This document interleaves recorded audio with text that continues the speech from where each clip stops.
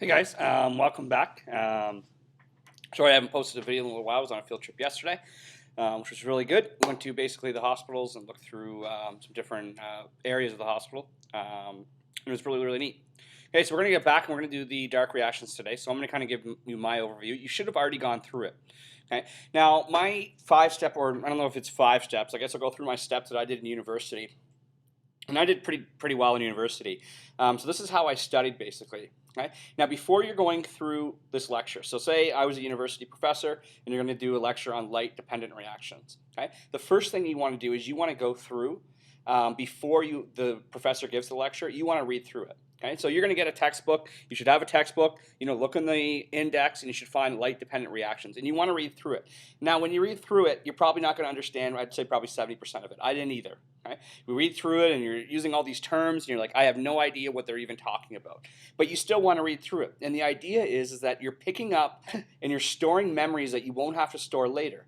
So even when you're going through, say, the first time you read through glycolysis, and you hear things like, oh, glycol is going to turn glucose into pyruvate, and then we're going to go through pyruvate oxidation, which pyruvate is going to turn to acetyl-CoA. When you first heard this, it was probably like bizarro to you listening to all these different terms. Okay? But the key thing is you want to hear it first. So you listen, you read through the section on light-dependent reactions. You don't have to make any notes or anything. You just read through it. Okay? And then you go to the lecture. So then you go to the lecture, and the professor goes through it, and you kind of understand things a little bit more this time. Okay? And the reason for that is you're not spending a lot of your brain power on storing these new words that you've heard, like pyruvate oxidation or even the word pyruvate. You're not spending any energy there because you've already stored those words in your memory the first time you read through. So now your whole brain is just concentrating on the meaning behind these words and not just the actual hearing the words. Okay? So then you would go through after the professor's given his or her lecture. Then I highly suggest you go through and read that text again. Okay? Now, you don't always have to read out of your textbook. If you read your textbook and you're like, oh, this is garbage, I don't like using my textbook. And then if we go over here to D2L, or just the internet's fine, but we want to use a valuable resource. Okay, this is what your home screen should look like. If you click on Britannica, do I see Britannica in here?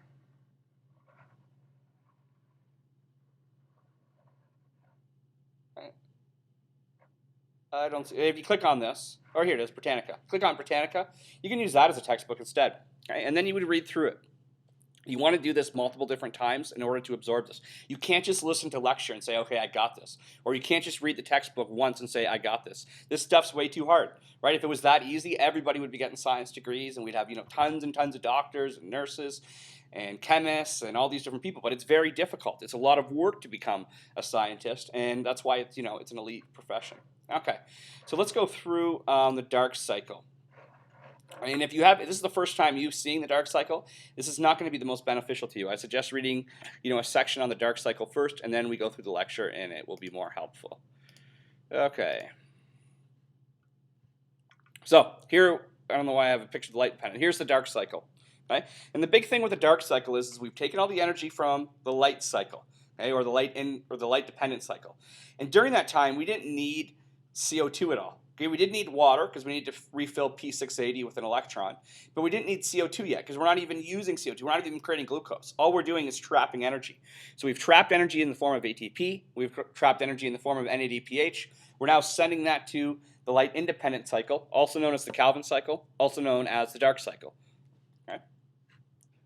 So recall the photosynthesis is a two-part process. The first part is the light dependent. We've already covered it. Okay, in simplistic terms, the light dependent reaction part 1 was used to convert photon energy or light energy into NADPH, a carrier of energy, and ATP, which is useful energy. Okay, these two products are then sent to part 2 of the synthesis. And I'm just going to shrink down my thing a little bit here, just so that you can see this a little bit better. Okay, so the light independent cycle, or the dark cycle or Calvin cycle, are all the same thing, are responsible for using the ATP and then also using your NADPH to convert CO2 with water and into a glucose molecule. Okay?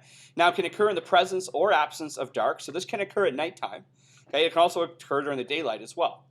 So the dark cycle refers to the fact that it can occur at nighttime, but it doesn't always occur at nighttime. It'll happen during the day as well.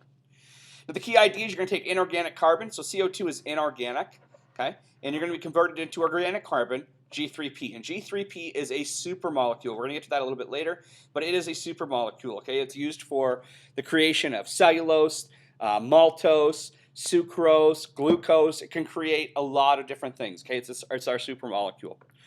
And when we do this, when we convert carbon dioxide into organic G3P, we call that CO2 assimilation. Right? Now, this whole process, the light independent cycle, or the Calvin cycle, or the dark cycle, it's broken into 3 phases: the fixing of CO2, the reduction, and the regeneration of RUBP. And you really have to think of it as these 3 phases. Okay? Now, the other key thing, and you may want to highlight this, so if I was taking notes, okay, I would have these printed out. I'd print them on 6 slides per page, like you would in university, and I would highlight. Okay, I would highlight this sentence right down here. It's important. All of these reactions take place in the stroma of chloroplasts. Okay, so they're not in the thylakoid membranes anymore, where we're trapped the light. We're now in the stroma. Okay, so we're going to start with first phase.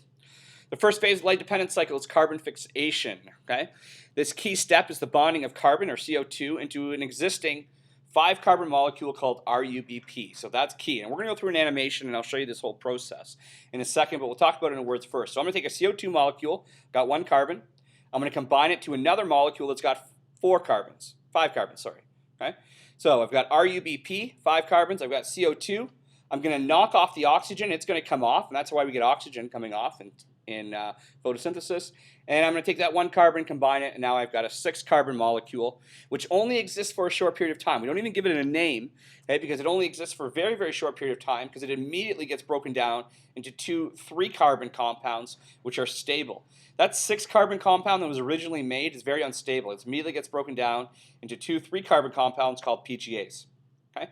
Now, plants that do this are called C3 plants, or most of our plants. We'll talk about photorespiration and C4 plants a little bit later, but most of the plants that do this are C3 plants. Okay? So our overall reaction is going to be, you're going to take CO2, you're going to combine it with RUBP, okay? And that's going to make a 6-carbon unstable compound that only exists for a short period of time and immediately gets broken into 2 PGAs, and these are stable. Okay? These are stable molecules. Right?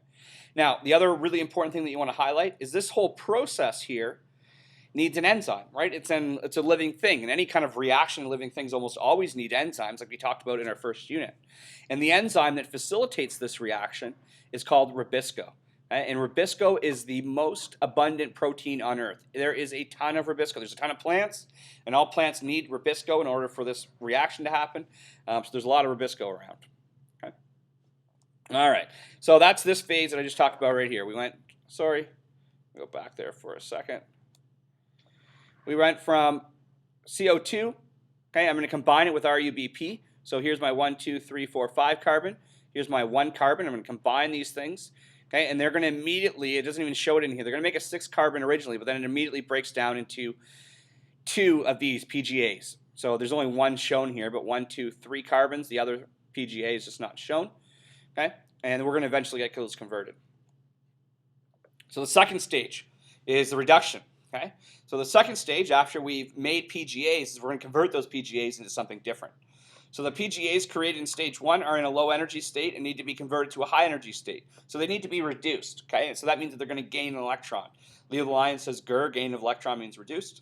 Okay? So to complete this, PGA is first going to be activated by ATP and then reduced by NADPH. Okay? So there's 2 things going to act on PGA. First, ATP, which kind of just activates it, and then NADPH, it reduces it. It gives it that electron. Okay? When this happens, when PGA gets activated by ATP and NADPH, PGA gets converted into a high-energy form called G3P. And again, this is our supermolecule G3P. So G3P molecules that have been created now have 2 potential paths.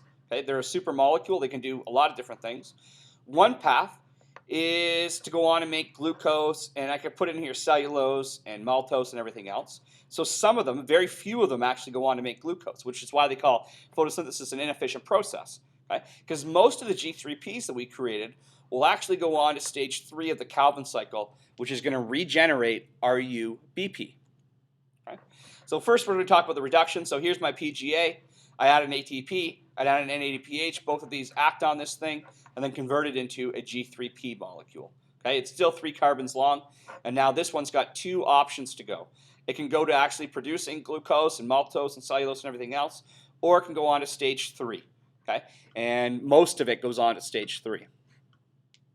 So the third stage, and this is kind of an interesting stage, the whole point of it is to regenerate a molecule that starts the Calvin cycle, RUBP. We have to regenerate it. If we just keep using RUBP, we're going to run out of it. So we have to have a form of regenerating it, okay? And that's what the last step of the Calvin cycle is to regenerate this so the cycle doesn't stop and it's not a linear system. And the fact that it's not going to have an endpoint, it's just going to constantly be running.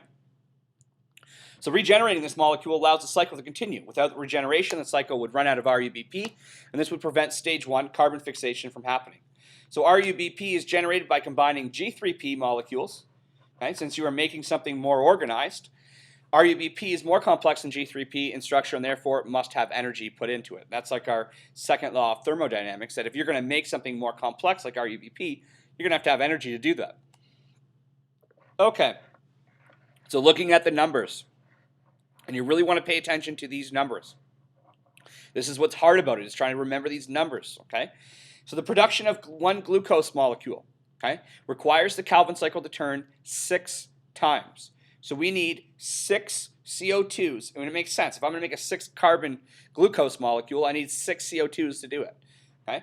So we need 6 turns of the Calvin cycle to make one glucose molecule. Okay? 6 turns of the Calvin cycle creates 12 G3Ps, because 1 turn makes 2 G3Ps.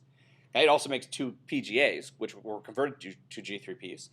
So if I have 6 turns, I'm going to make 12. Okay?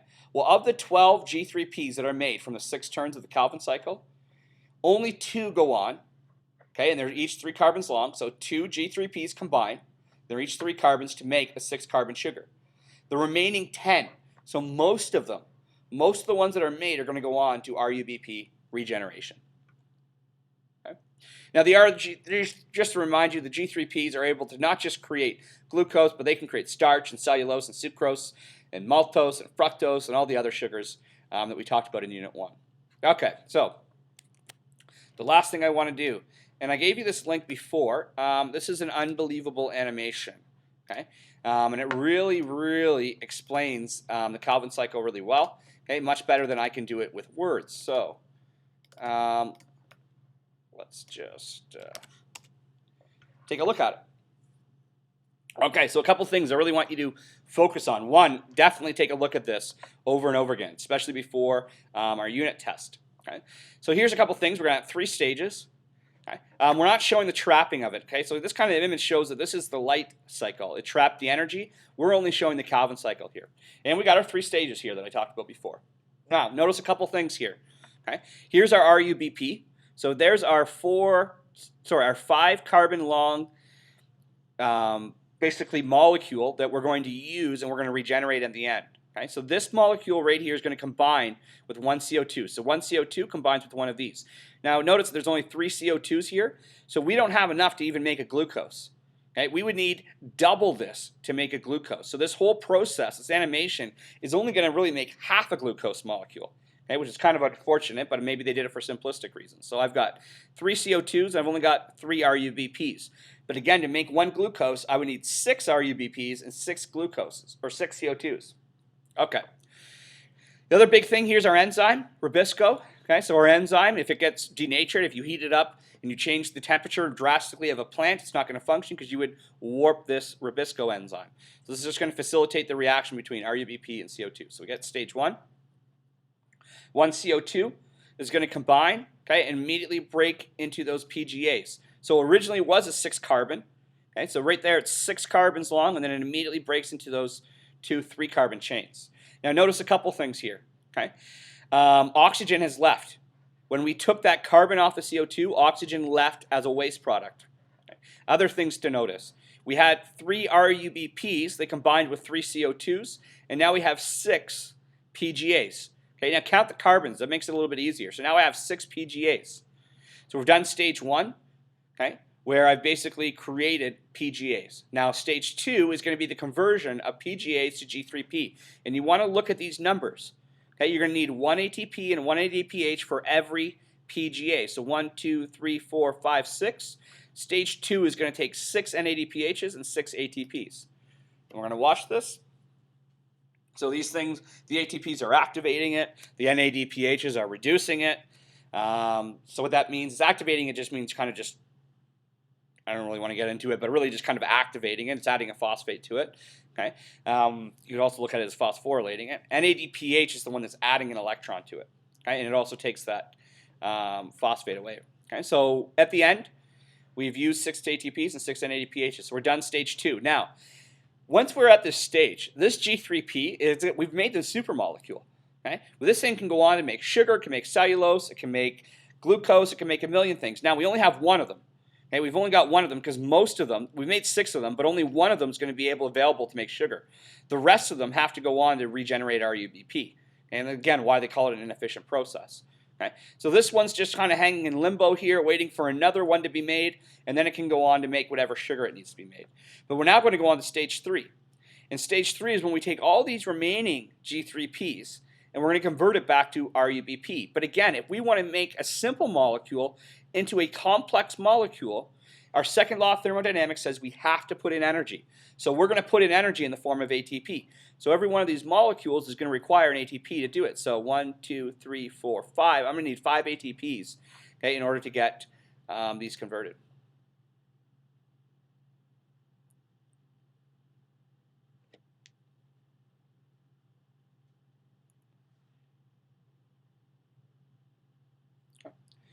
All right, and then we're done basically our stage here.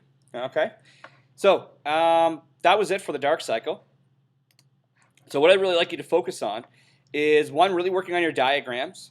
Okay, make sure these are a high level of detail, right? We want to make sure that you really are doing a good job explaining what exactly is happening during each stage, and including, like, say, when you're doing the light cycle and you're talking about P680. Okay, when P680 boots off that electron, make sure you clarify, well, where is it getting the refill of the electron? And remember that it's taking water and it's splitting water apart and it's taking an electron to refill this P680 photocenter. Okay, because it's going to run out of electrons, and the whole organism's all run on cycles. You can't run out of things. You got to keep refilling them. Okay, and you should also talk about that oxygen comes off there, because oxygen comes off in 2 spots in photosynthesis. It's going to come off when we split water in order to refill P680, and oxygen also comes off during carbon fixation when we take carbon and we combine it with RUBP. Okay, so I hope this helped clarify things. The big thing I want you to do today is working on your assignment, okay, and get those things in. I hope those things help clarify things, and have a good day.